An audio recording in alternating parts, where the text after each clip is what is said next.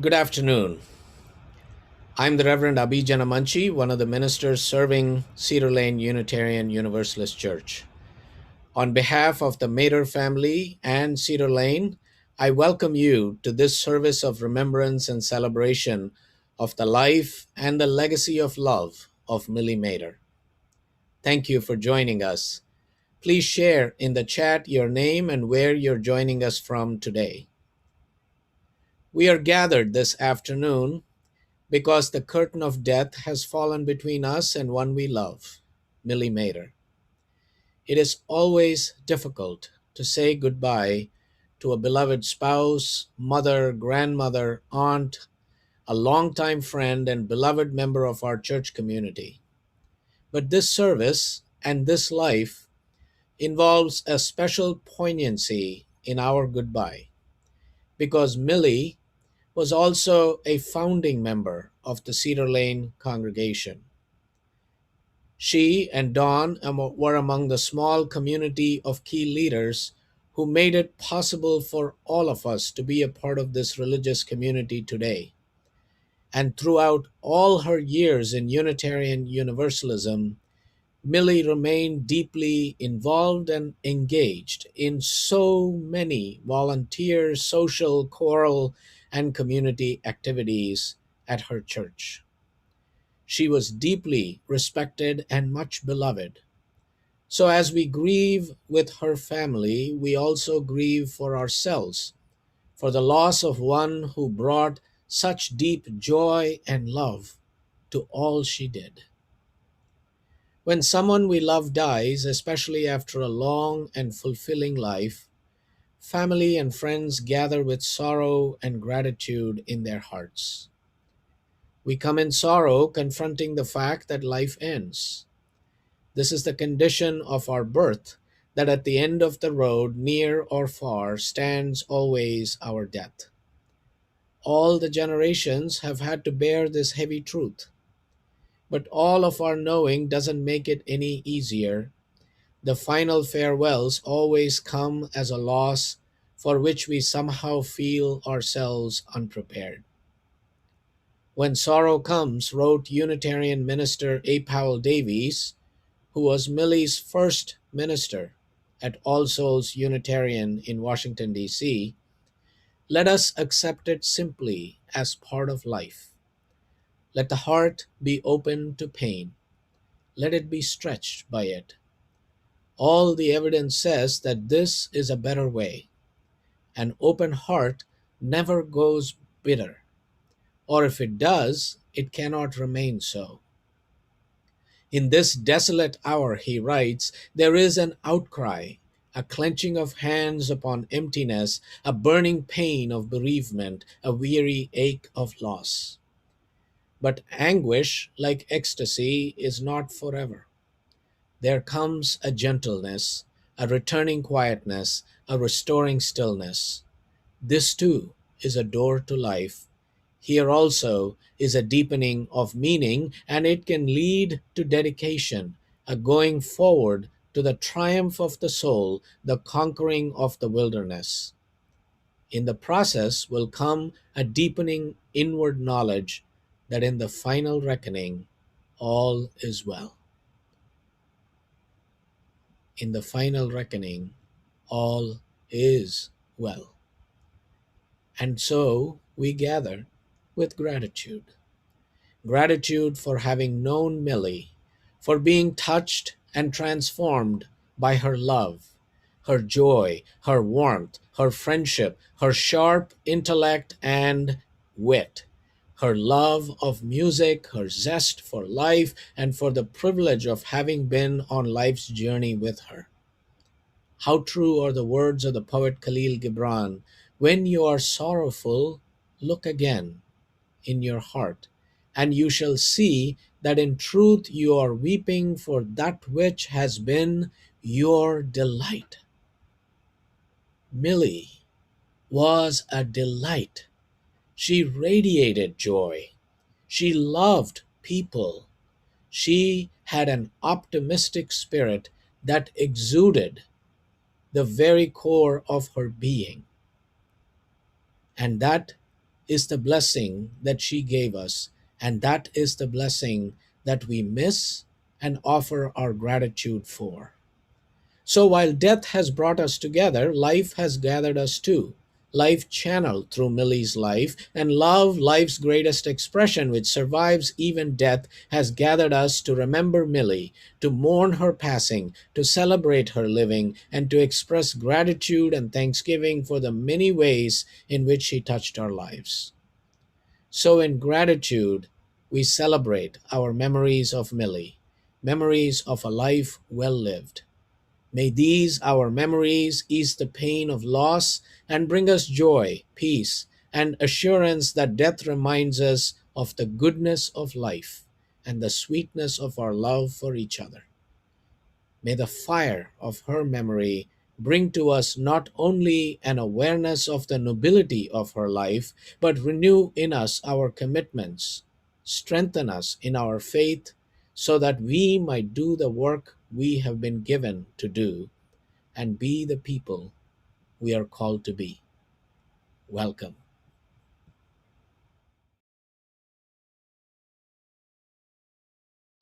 In our time of grief, we light a flame of sharing, the flame of ongoing life and love that endures beyond death. In this time, when we search for understanding and serenity in the face of loss, we light the sign of our quest for truth, meaning, and community. We come together to give thanks for the gift of life, and especially for the life of Mildred Mader, whom we all knew as Millie. Mildred and her husband Don were longtime active members of the Cedar Lane Unitarian Universalist Church. I knew them when they sustained the terrible loss, the sudden death of their son, Stephen.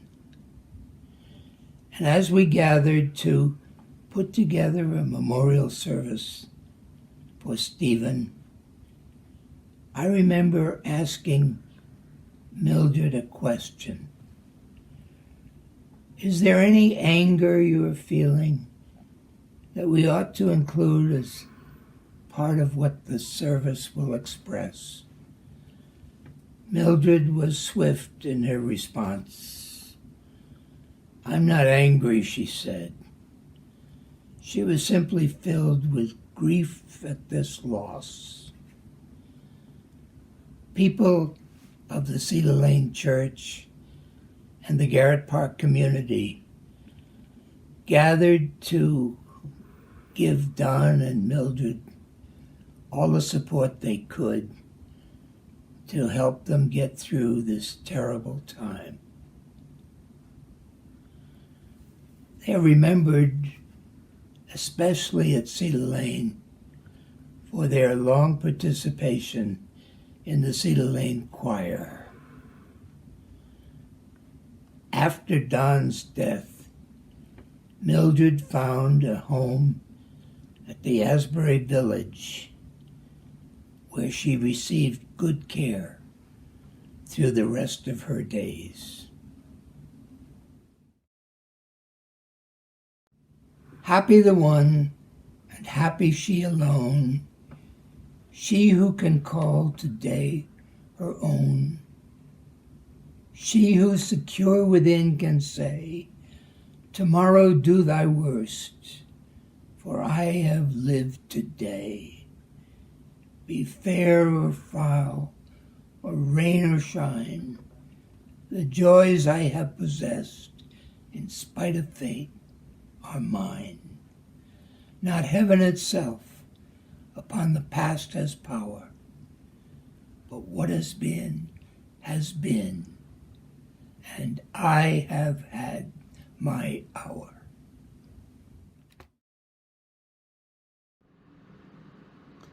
Hi, my name is John Dobson. I am Millie Dobson Mader's nephew. My first memory of Millie Dobson was in the summer of 1946. The World War II was over, My parents and I were driving back from the West Coast, going to Washington, D.C., and we stopped at Lancaster where Millie lived. You can see from this photograph that she is gorgeous. She was vivacious. She was fun. She was a good person to be around. As it turned out, she rode with my parents and I on back up to Washington, D.C., where she entered American University to go to college, and my father bought a house for us to be in Arlington, Virginia. Millie's parents, my grandparents, Linwood and Eva, were born and raised in western North Carolina in McDowell County. They were married in September 1900. In the late 1890s, before their marriage, Millie's dad was hired as a construction foreman for the New Springs Cotton Mill, which was to be built in Lancaster, South Carolina. At the mill construction site, Linwood Dobson made and laid the very first brick for the new mill and worked as a mason throughout its completion. This mill would later become the largest cotton mill under one roof in the world. A picture of the spinning room of this mill at its completion is below. Linwood and Eva lived in Lancaster all their lives. They had 11 children, 2 of which died at birth. There were 2 men and 7 women that grew to maturity. You can see that Mildred was the last child. Because Linwood Dobson was exemplary, he became very close friends with the mill owner Leroy Springs. After Leroy's death, he was asked to construct a watchtower, which you see on the right, which is where Leroy Springs is buried. After Leroy's death, Linwood Dobson was given his mentor's watch, and it's there on the photograph, and this watch is presently in the Fort Mill, South Carolina Historical Museum. The Dobson family was large. It was a fun family. We got together at Christmas every year. Here is the entire family. Sitting in the front row is a really important part of our family. Her name is Curly, was Curly.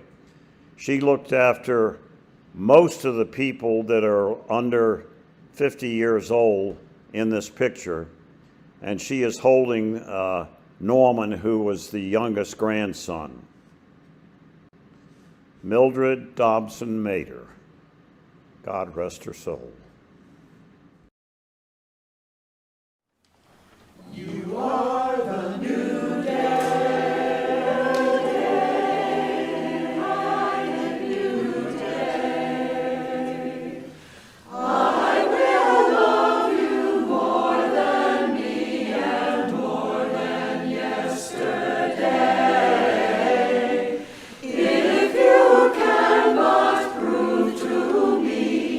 You are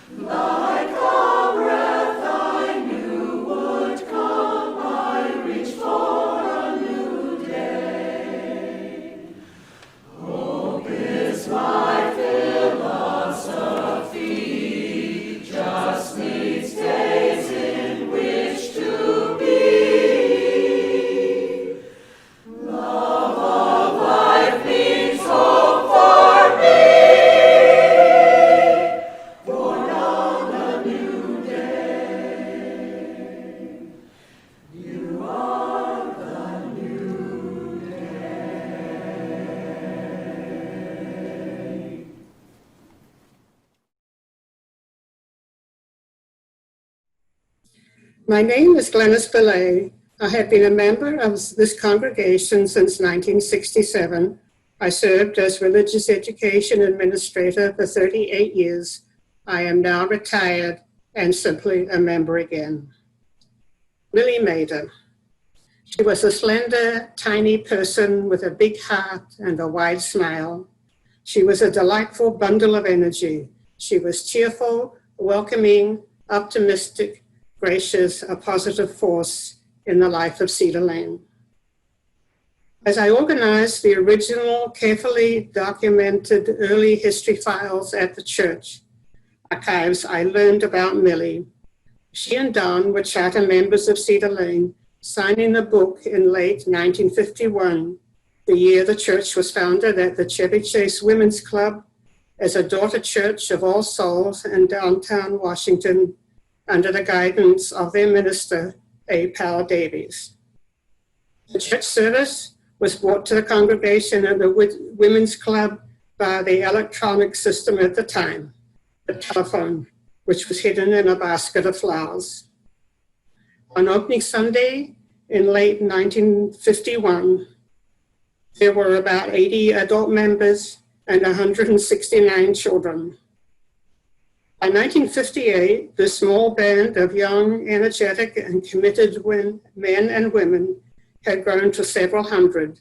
The number of children had ballooned to over 800. In those 7 early years, this congregation called John Baker as their first minister and found him a parsonage. They raised money, bought land, hired an architect, built the first stage of the building, and developed and staffed a 3-session religious education program to accommodate the ever-burgeoning numbers of children and youth. The more I learn about this band of early members, the greater my respect and appreciation. They were dedicated to an idea which they grew and developed with little money and a lot of determination. Dr. Davies asked Mildred Lester, then a member of All Souls, to organize the children's program. She was not a teacher, but she was open-minded and set out on a journey. She was an inspired choice. For 2 years, she was the only paid staff person. I learned that Millie was elected to the Board of Trustees in 1953. I remember thinking she was so young, possibly 23. She was also the coffee guru. I can see her doing this. The church had little or no storage at the women's club, which meant bringing in most of the supplies each Sunday, setting them up, serving, taking them down, repacking, and taking them all home. In our own new building, which was dedicated in May 1958, we had a choir loft and an organ. Hugh Haywood was our organist and choir director. Both Millie and Don were charter members of the choir. Millie was an alto and Don a bass. I came to know Millie better in her later years when she moved to Asbury, especially after she moved into assisted living in Kindley. I was in close contact with a friend who lived in the same building. I was taking him to lunch, to doctors, and to dentists. Millie was not one to stay isolated in her apartment. She was an extrovert. She would wheel herself downstairs into the lobby and make the rounds, talking with people. She also took advantage of the activities that were offered. She especially loved the music groups. I would often run into her. Sometimes would go and find her. Visiting her with her was delightful. A couple of years ago, I visited with her in late December. I found her dressed, warmly sitting in the breezeway area between the 2 sets of double glass doors. I gave her a card from the Alliance and a little red poinsettia. I asked her why she was out there. Would she like me to move her inside? No, thank you, she said. I'm waiting for Doug.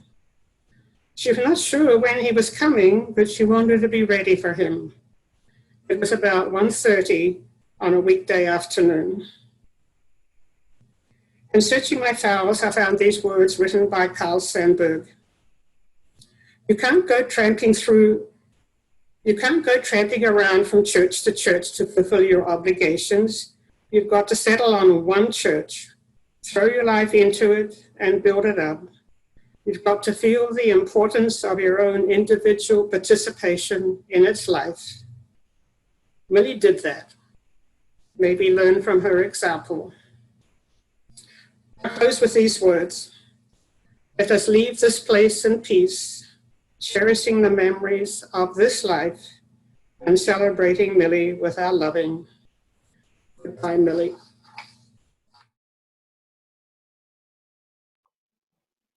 Before we hear a song from one of Millie's grandsons, Garrett Mater, Garrett asked if I would read a short reflection on his behalf. So know that these are Garrett's words.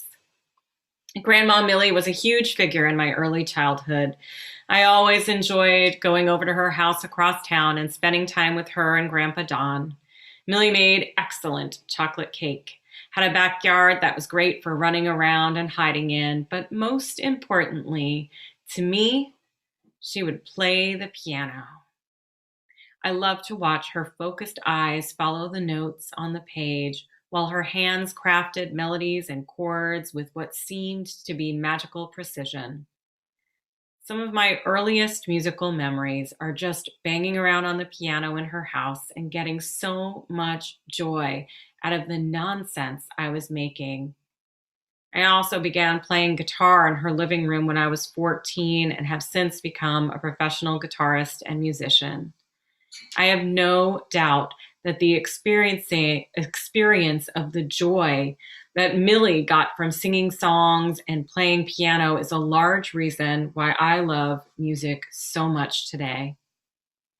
Fast forwarding to a more recent visit with Millie in the winter of 2018, I had brought my guitar along and was playing some jazz standards for her, and though at that point she struggled to remember my name, she could remember all the lyrics and melody to almost any jazz tune I played.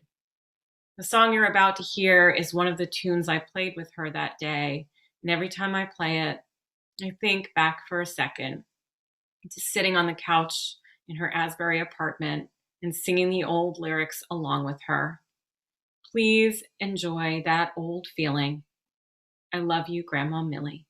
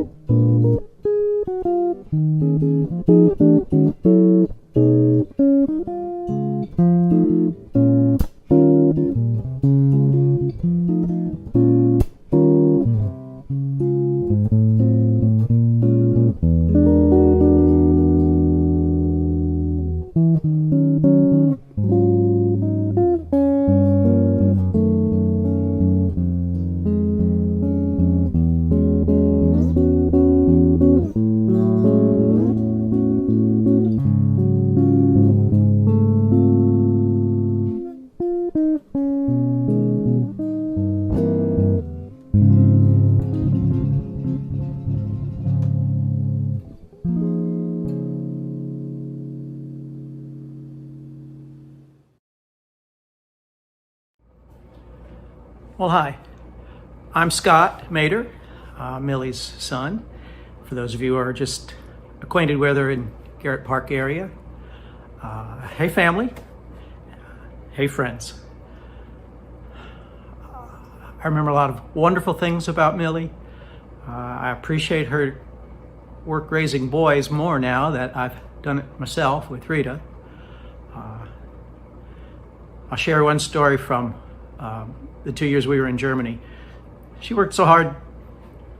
What a big challenge it was to take her children out of school, take them to a country that spoke a different language, and live in a house in a neighborhood you didn't know anyone. But she held coffee at the house one day and had some ladies over. They speak German. They wanted to practice their English. She wanted to practice their German. She was told that you invite them in and say Guten Tag, and that invite them to sit, say Platz. So she says she did that, and later learned that you don't say Platz. That is a command to an unruly large dog to sit. And it just rubbed her the wrong way to think that, oh, she messed that up. She was a good mother to me in that she was tolerant about having snakes in cages and mice and fish tanks, and provided each of us three boys with space, and eventually our own rooms, love and the food, and some discipline, just enough. She was remarkable. She's one of those Dobson kids. The baby, I am told she was pampered. Don't know how true that was. I'll miss her. I did enjoy going up to see her after she moved to Asbury. Those first few years were very good for her. She sang in her little group, and she cooked in her little kitchen. She still drove the car, and I think those were her best retirement years. Well, thank you for sharing your own memories of Millie, and look forward to seeing you all in person. Good day.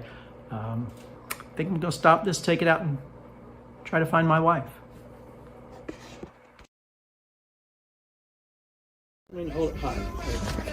Hello, my name is Rita. I'm married to Scott Mater. I've been married for over 40 years, and I'm sitting on the deck of our cabin. I just want to say what a wonderful person Millie Mater was. She loved me unconditionally. She welcomed me into her family from day one when we went to Myrtle Beach for the first time. And having had 3 boys and me 4 boys, she understood what it was like to raise boys and raise good boys like Scott and Doug. I miss her greatly already. She used to come stay in this cabin and babysit my kids for me while we went places. That's all. I love her. Bye. Hi, this is Doug Mater, youngest son of Millie Dobson Mater, who was Linwood and Eva Dobson's youngest daughter. Mom died of COVID-19 virus about 6 months ago at the age of 93 and a half. She and most of her siblings lived into their 90s, Aunt Virginia to 105. Mom lived a long life and she was happy with it. The last time I visited Mom in person was Valentine's Day, when our barbershop quartet sang to many people, including to Mom. She was happy and grateful. Then the virus threat caused nursing homes to prohibit visitors, so the last time that I saw Mom was via FaceTime, less than a week before she passed. Mom lived in Garrett Park, Maryland, almost 60 years, active in town and her beloved church, Cedar Lane. She maintained strong family ties with her sisters, nieces, nephews, cousins, daughters-in-laws, and grandkids. Mom was born on Halloween, 1926, the very day Harry Houdini died. Her 8 older siblings raised her as much as her parents did. Eva Bell's offspring were of stout stock, direct descendants of English kings John, Henry II, William the Conqueror, as well as Charlemagne and Queen Eleanor of Aquitaine. Dobsons value education. Each achieved at least some college education. Mom studied shorthand and typing at Queens College in Charlotte, North Carolina. Her older sister, Ellen, helped with money for the tuition. While at Queens College, a World War II Navy recruiter came and offered employment in Washington, D.C. 4 young ladies expressed intention to go, but ultimately only Mom did, settling in a boarding house. Millie attended American University at night while working as a civilian with the Navy during the day. She met First Lady Eleanor Roosevelt in 1945 when Eleanor came to visit young women in this American University program. Millie earned her Bachelor of Science in Business Administration in 1950. While living in that boarding house and working for the Navy, Millie met her future husband, Don. He was excited to take dates to hear a dynamic liberal preacher, A. Powell Davies, at All Souls Unitarian Church in D.C. Though Millie and Don were each born, raised, and married Methodists, a couple of weeks after their wedding in 1951, they joined the D.C. Unitarian Church. 2 years later, in March 1953, they moved out to Maryland suburbs and voted with scores of others to found Cedar Lane Unitarian Church in Bethesda. This was before the merger with the Universalists. They stayed active with Cedar Lane for more than 50 years. In April 1954, Millie and Don had their first of 3 sons, Steve, Scott, and Doug. They lived in a brick rambler on Strathmore Avenue until affording $24,000 for a house in Keswick Street in Garrett Park. Millie became a homemaker. Millie and Don helped found the Garrett Park Nursery School and the Garrett Park Swimming Pool. Every July we'd drive down to Myrtle Beach for the Dobson family reunion, which went on for over 50 years. In 1967, Dad's job offered him a posting in Germany, so the family packed up and sailed aboard the SS United States ocean liner, destination Heidelberg. We visited Paris, Switzerland, Austria, London, England for the Christmas of 1968. We were in Germany during the riots in D.C. and the assassinations of Bobby Kennedy and Martin Luther King Jr. In 1972, Mom and Dad returned to Europe to visit Steve and travel. In 1976, Don left research analysis to do home repair. And in 1977, Steve died of a tragic accident. Mom returned to the workforce, but a long gap had left her behind on technology. She worked as a receptionist for Planned Parenthood, then as a private secretary, and finally back in federal government with the NIH National Library of Medicine, where she completed 21 years government service and secured her pension. Her fine skills in Gregg shorthand and speed typing became relics of the mid-20th century. Mom retired before yet another word processing system upgrade. She remained a die-hard technophobe after that, never embracing personal computers, cell phones, digital photography, or the internet. In the 1980s and 90s, Mom and Dad enjoyed travel through timeshare condominium ownership. Besides many tours of Williamsburg, Virginia, and Myrtle Beach, there were jaunts to San Francisco to meet her future daughter-in-law, Mandy, touring the Grand Canyon, and driving to the top of Mount Washington in New Hampshire. Mom embraced grandmotherhood and was especially mindful to be a welcoming mother-in-law. Having raised 3 sons, she was delighted to get close to Rita Ann Weeks and Mandy Chapman Parker, and in 2001, granddaughter Melissa Ryan Mader. Don died in 2008 at age 82 of cancer. Mom stayed on in the house for 3 years. She turned down offers to live with either Scott or Doug in their homes, and she moved to Asbury Methodist Village in 2011. Scott and I visited her regularly, and she came down for the holidays. Mom's spirits generally remained bright throughout, though I witnessed occasional clouds of dark moods. But she would adjust her attitude and refresh her gratitude and come back to a cheerful new version of herself. I long knew exactly what music I wanted to end Millie's service with. A bright, light-hearted piano tune she learned as a girl and would remember by heart for as long as her bony, arthritic fingers could tickle the ivories. The piece is Twinkle Toes, written in 1937 by Max Eckstein. You will hear it played by Cedar Lane's outstanding keyboardist Jasmine Lee. Please remember Millie and her upbeat, friendly, and optimistic spirit. I love you, Mom.